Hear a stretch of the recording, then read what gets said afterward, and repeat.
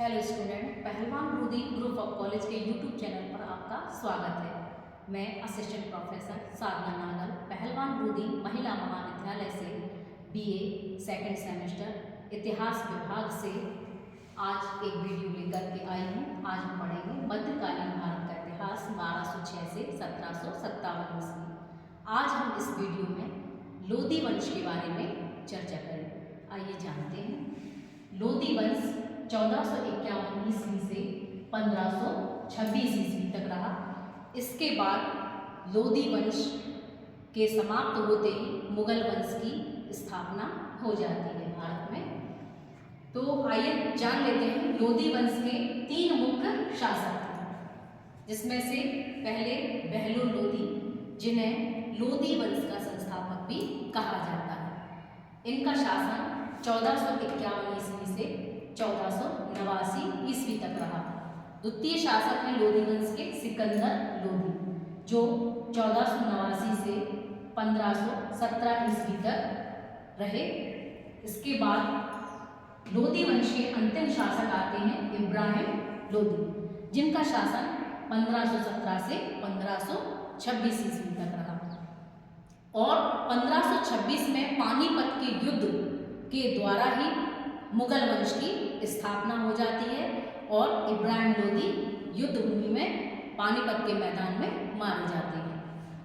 अब हम लोधी वंश के जो संस्थापक हैं उनके बारे में आज इस वीडियो में चर्चा करेंगे।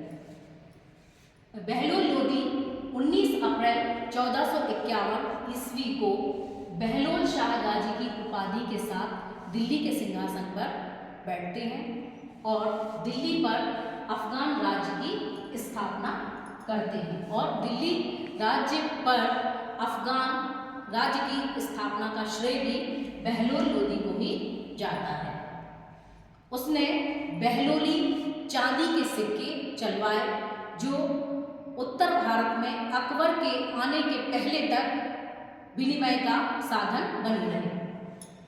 तारीख दाऊदी के लेखक अब्दुल्ला के अनुसार वह कभी भी सिंहासन पर नहीं बैठा और 1484 ईस्वी में बहलोल लोधी ने हुसैन शाह के राज्य जौनपुर के विरुद्ध आक्रमण करके जौनपुर को दिल्ली में सम्मिलित कर लिया।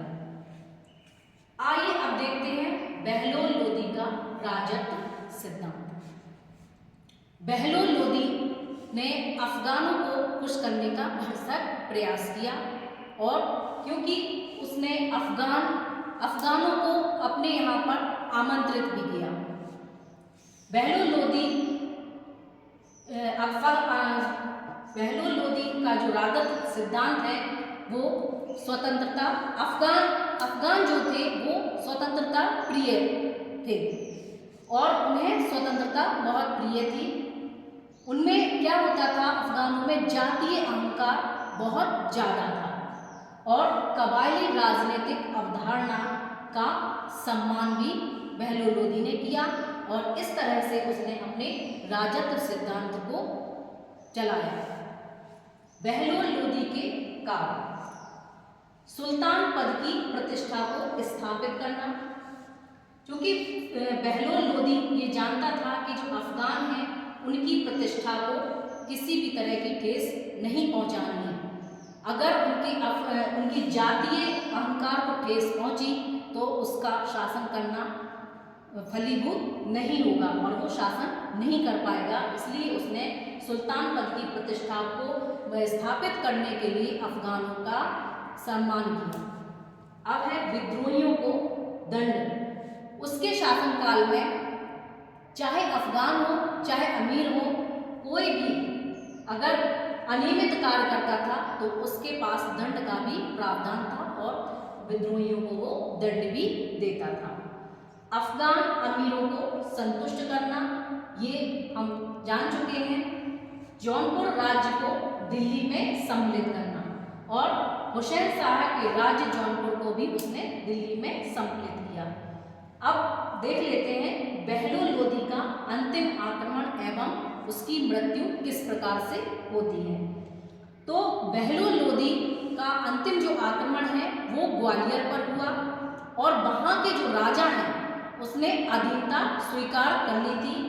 80 लाख टका देकर उसने अपने आप को समर्पित कर दिया था या अधीनता स्वीकार कर ली थी। और उसके बाद इसी अभियान के बाद बहलोल लोधी दिल्ली जाते समय रास्ते में उसे लू लग जाती है और बीमार पड़ जाता है और जुलाई 1489 ईस्वी को उसकी मृत्यु हो जाती है।